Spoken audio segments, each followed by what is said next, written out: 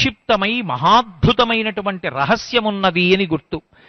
ఆయన యొక్క తేజస్సు, ఆయన సృష్టికర్తగా, స్థితికర్తగా, ప్రళయకర్తగా ఆయన నిలబడేటటువంటి తీరు అనితర సాధ్యం. అందుకే శివకవచం ఆయన గురించి మాట్లాడుతూ ఓం నమో భగవతే సదాశివాయ సకల తత్వ విదూరాయ సకల లోకైక కర్త్రే సకల లోకైక హర్త్రే సకల లోకైక సంహర్త్రే సకల లోకైక సాక్షిణే సకల నిగమ గుహ్యాయ సకల లోకైక వరప్రదాయ సకల దురితార్తి భంజనాయ సకల జగద భయంకరాయ శశాంక శేఖరాయ శాశ్వత నిజావాసాయ నిరావాసాయ నిరామయాయ నిరాతంకాయ నిష్కళంకాయ నిష్ప్రపంచాయ నిర్ద్వంద్వాయ నిస్సంగాయ నిర్మమాయ నిర్మలాయ నిరుపమ విభవాయ నిత్యశుద్ధ బుద్ధ పరిపూర్ణ సచ్చిదానందద్వైత పరమ ప్రకాశాయ పరమశాంత ప్రకాశాయ తేజోరూపాయ తేజోధిపతయే జయ జయ జయ రుద్ర మహారుద్ర మహారుద్ర వీరభద్రావతార కాళభైరవ కల్పాంత భైరవ కపాలమాలాధర కట్వాంగ ఖడ్గశూల పరశు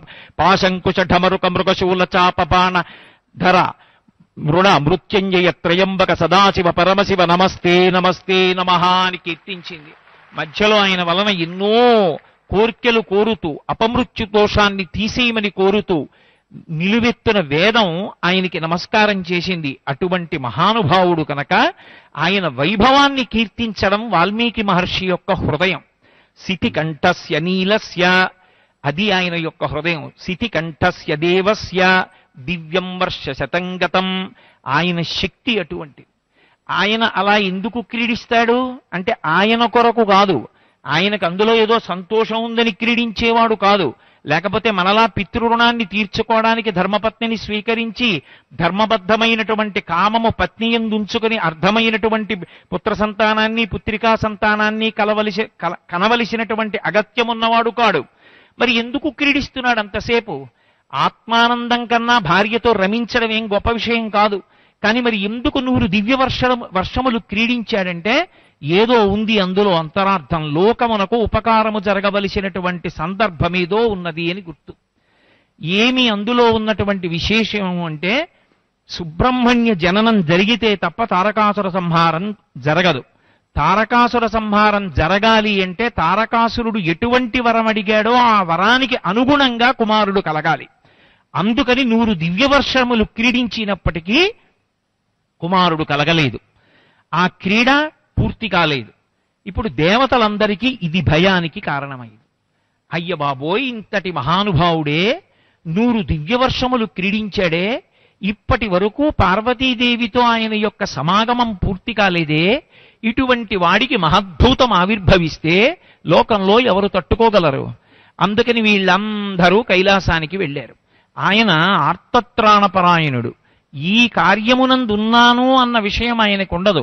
భార్యతో ఏకాంతంలో ఉన్నా లేదా ఏదైనా కులువులో ఉన్నా వెంటనే బయలుదేరి వస్తాడు ఆర్తితో పిలిచినటువంటి భక్తులుంటే.